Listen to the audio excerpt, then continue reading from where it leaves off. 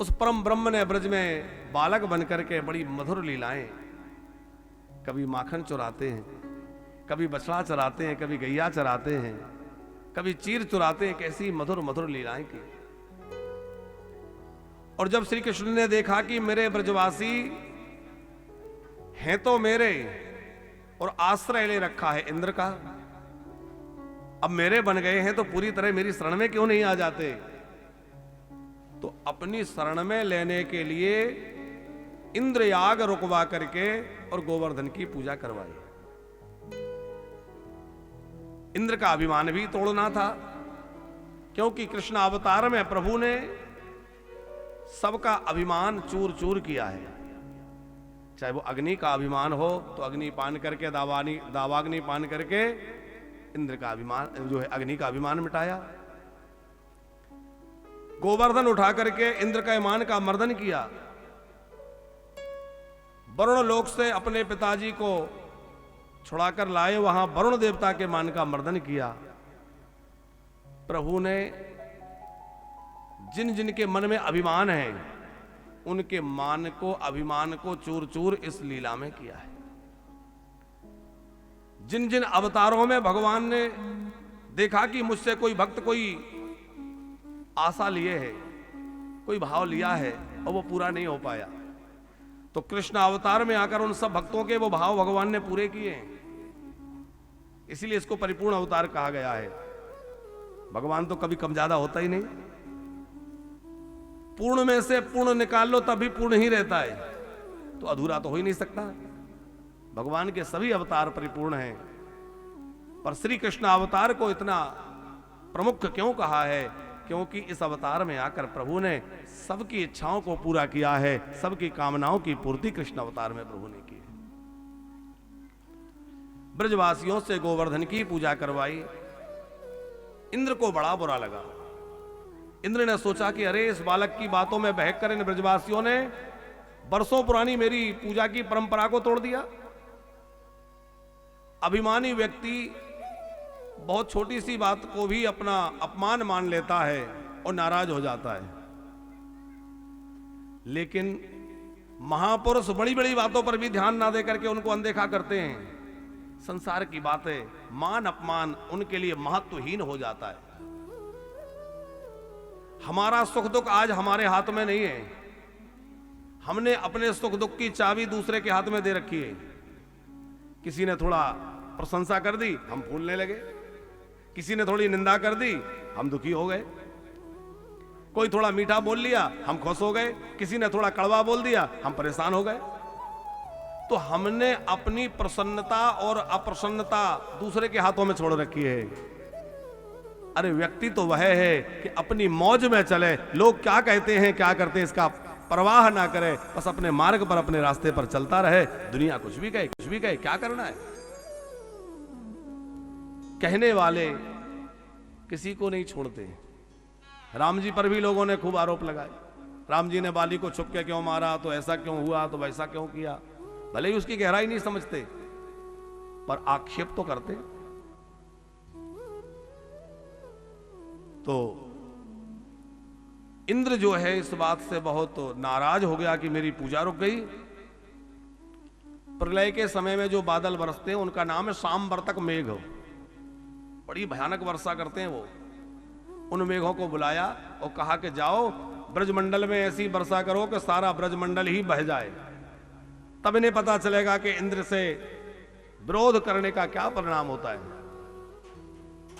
अब वो प्रलयंकारी मेघ बड़ी घनघोर गर्जना करते भये ब्रजमंडल की ओर घुमड़ घुमड़ के आने लगे। चारों ओर काली घटाएं छा गईं, बिजलियां चमकने लगी, घोर गर्जना होने लगी। ब्रजवासी समझ गए कि भैया इंद्र का प्रकोप है, अब इससे कौन बचाएगा। और जब बारिश होना प्रारंभ हुई तो बूंदों के रूप में बारिश नहीं हो रही थी, मूसलाधार बारिश। और मूसलाधार जानते हो किसको कहते हैं? हाथी के सूंड जैसी मोटी मोटी धाराएं ऊपर से बरसने लगी।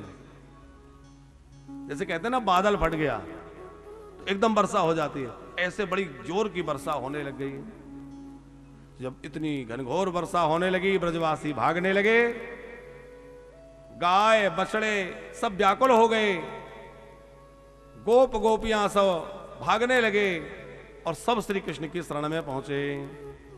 कृष्ण कृष्ण महाभागा त्वन्नाथम गोकुलम प्रभो त्रातुरमर्हसि देवान्नः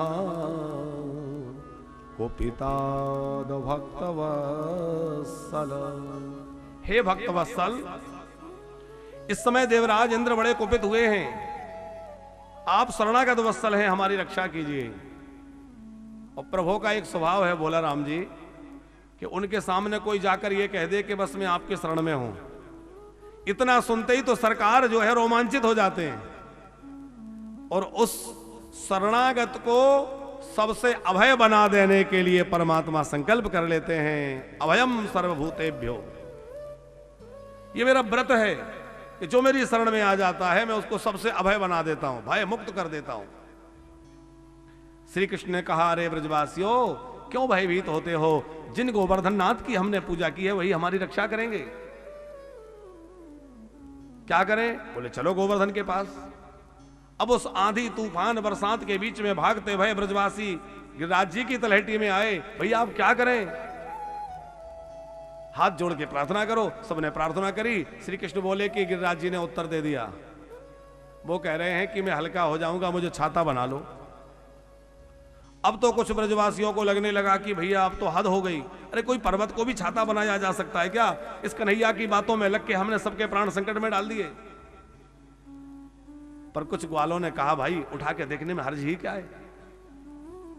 सबने जोर लगाना प्रारंभ किया और नंद नंदन श्री कृष्ण ने सहसा अपने बाएं हाथ का उसमें सहारा दिया और बाएं हाथ की इस छोटी वाली उंगली को कनिष्ठिका उंगली कहते हैं, इसके ऊपर गोवर्धन को धारण कर लिया। 7 वर्ष के कन्हैया ने 7 कोस के गिरिराज को सहसा अपने बाएं हाथ की उंगली पर धारण कर लिया और 7 दिन और 7 रात्रि पर्यंत गोवर्धन को धारण किए रहे। अब है तो ब्रजमंडल बहुत विस्तृत, 84 कोस ब्रजमंडल है। कितनी गैया होंगी? अकेले नंद बाबा के 9 लाख गाय हैं, तो पूरे ब्रजमंडल में कितनी गाय होंगी? फिर कितने ग्वाल वाल गोपियां? तो क्या 7 कोस के पर्वत के नीचे सब समा गए? बोले प्रभु ने उस पर्वत को इस तरह विस्तीर्ण कर दिया कि जितनी गैया हैं, जितने गोप हैं, ग्वाल हैं, वो सब के सब उसकी तलहटी में सब जो है नीचे आ गए और कन्हैया गोवर्धनधारी बनके खड़े रहे, गिरधारी बनके खड़े। लगातार वर्षा हो रही है, 7 दिन 7 रात्रि बीत गए। मेघ बरस बरस के थक गए, लेकिन एक बूंद भी पानी अंदर नहीं आया। अरे ऊपर से नहीं बरसा ठीक है, लेकिन नीचे से बह के तो आ जाता, क्यों नहीं आया? बोले श्री कृष्ण ने तो गोवर्धन को उठाया और बलराम जी जो है वो शेषनाग के रूप में है, शेषनाग ही बलराम जी बने। तो शेषनाग जो है चारों ओर अपनी कुंडली बना करके बैठ गए ताकि जल अंदर ना आ पावे।